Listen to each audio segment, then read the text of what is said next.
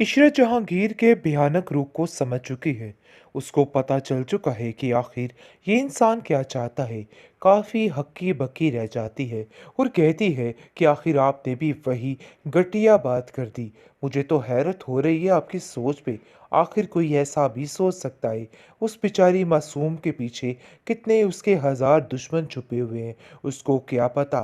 अभी वो ये नहीं जानती कि इस जहांगीर ने ही उसको मरवाने की कोशिश की थी, लेकिन वो बेचारी बच गई। जब उसको इस बात का इल्म होगा तो वो कभी भी जहांगीर को माफ़ नहीं करेगी। फिलहाल तो वो काफ़ी ज़्यादा शॉक्ड हो चुकी है कि आखिर ये क्या हो गया। हमजा भी हैरान है कि उसके बाप ने ये क्या हरकत कर दी और क्या बात कर दी। और वो उसको कहता है अपनी माँ को कि एक गुड्डी के पीछे सब हाथ धो के पड़ चुके हैं। बेचारी का क्या कसूर है कि उसके माँ बाप इस दुनिया में नहीं हैं।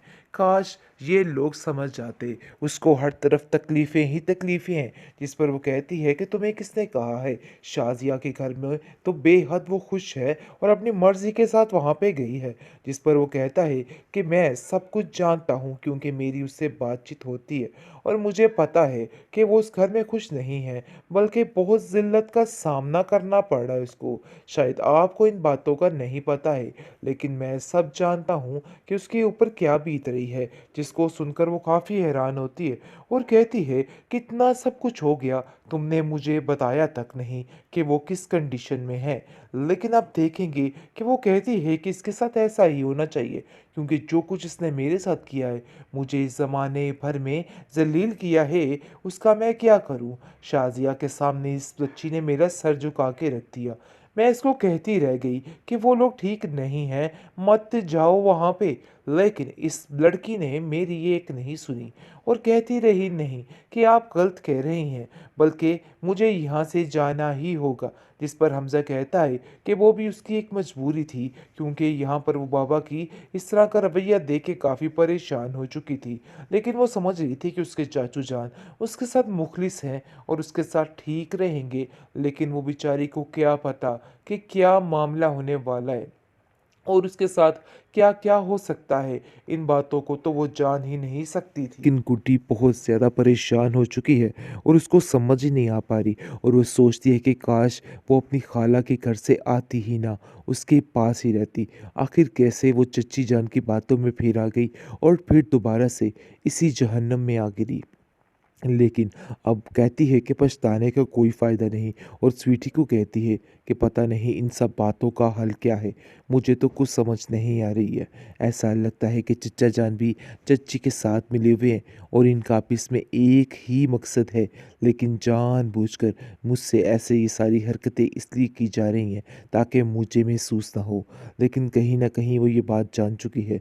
आप देखेंगे कि जैसे ही ये पीर उनके घर आ जाता है, शाज़िया की तबीयत दिन ब दिन काफ़ी ख़राब रहने लग जाती है और वो काफ़ी ज़्यादा उचाट भी रहने लग जाती है, क्योंकि वो उसके ज़हन से निकालने की कोशिश कर रहे हैं कि आपके घर में कुछ नहीं है और वो स्वीटी के बारे में कुछ भी उसे नहीं बताता है, क्योंकि वो जानता है कि अगर स्वीटी के बारे में कुछ ऐसा बता दिया तो मामला काफ़ी गड़बड़ हो जाएगा।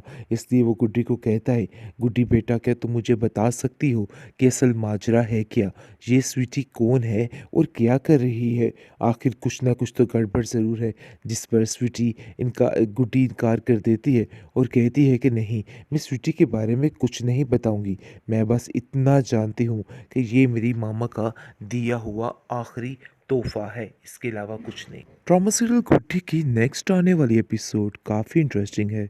नाज़रीन, जैसा कि शाज़िया ने बुरा चाहा है इस बेचारी मासूम बच्ची का और उसको उसके लिए यानी कि तरह तरह के बुरे रास्ते इख्तियार कर रही है, लेकिन वो नहीं जानती कि ये रास्ते उसके लिए ही आसान हो रहे हैं और उसकी हर मुश्किल, हर परेशानी बहुत जल्द दूर हो रही है। क्योंकि जैसे ही नासिर घर में आ चुका है, वो देख रहा है कि उसकी बहन शाज़िया उसके साथ बहुत बदतर सलूक कर रही है। वो उसको कहती है कि आखिर तुम ऐसा कैसे कर सकती हो एक मासूम बच्ची के साथ, इतना इतना जुल्म, आखिर ऐसा कैसे हो सकता है। जिस पर शाज़िया कहती है कि नहीं, मैंने उसके साथ कोई जुल्म ज़्यादती नहीं की है, बल्कि ये तो हर एक माँ अपने बच्चे को काम सिखाने के लिए करती है और वैसे भी जिस काम के लिए तुम इधर ठहरे हुए हो ना, बस वही काम करो और कोई भी काम करने की ज़रूरत नहीं है। लेकिन उसका भाई भी उसको ऐसे चने चबाएगा कि ये सारी ज़िंदगी याद रखेगी। आप देखेंगे कि शाज़िया को दिन ब दिन इतना बेवकूफ़ बनाया जा रहा है कि वो समझ ही नहीं आ पा रही उसको कि आखिर क्या मसला है और क्या नहीं है, और उसको जैसा-जैसा बताया जा रहा है, वो वैसा ही समझी जा रही है। लेकिन गुड्डी को ऐसा महसूस हो रहा है कि जैसे उसका कोई अपना इस घर में मौजूद हो, जिसकी वजह से वो काफ़ी खुश होती है। आगे से शाज़िया कहती है कि देखो, तुम्हें ज़्यादा खुश होने की ज़रूरत नहीं है। ये मत समझना कि तुम्हें इसकी सपोर्ट मिल गई है तो तुम्हें सब कुछ मिल जाएगा। देखो भई, ऐसा वैसा कुछ नहीं होने वाला। मैं तुम्हें बार-बार एक ही बात समझाने की कोशिश कर रही हूँ। जल्दी-जल्दी अपने काम को निपटाओ और हमारी ज़िंदगियों से दूर हो जाओ। गुड्डी बहुत रोती है और कहती है कि आखिर चच्ची जान मुझसे इस तरह के लहजे में क्यों बार-बार पेश आती हैं? मैं तो उनका बुरा नहीं चाहती हूँ, लेकिन फिर भी ऐसा क्यों होता है? वो अपने चच्चा जान से भी बात करती है कि आखिर मैंने आप लोगों का क्या बिगाड़ा है? क्यों आप लोग मुझसे इतनी नफ़रत करते हैं? जिस पर उसका चचा कहता है कि तुम फ़िक्र मत करो, सब ठीक हो जाएगा। यानी कि उसको तो चालाकी बड़े बेहतरीन तरीके से करनी आती है। लेकिन शाज़िया आउट ऑफ कंट्रोल हो चुकी है और वो थक चुकी है हर बात को सह के। सहने से मुराद है गुड्डी को इस घर में रख के, क्योंकि वो एक पल के लिए भी किसी को बर्दाश्त नहीं कर सकती। ये उसकी बहुत बड़ी मजबूरी है जो कि उसको इस गुड्डी को बर्दाश्त करना पड़े।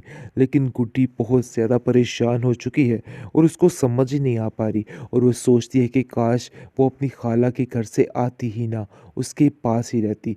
आखिर कैसे वो चच्ची जान की बातों में फिर आ गई और फिर दोबारा से इसी जहन्नम में आ गिरी। लेकिन अब कहती है कि पछताने का कोई फ़ायदा नहीं, और स्वीटी को कहती है कि पता नहीं इन सब बातों का हल क्या है, मुझे तो कुछ समझ नहीं आ रही है।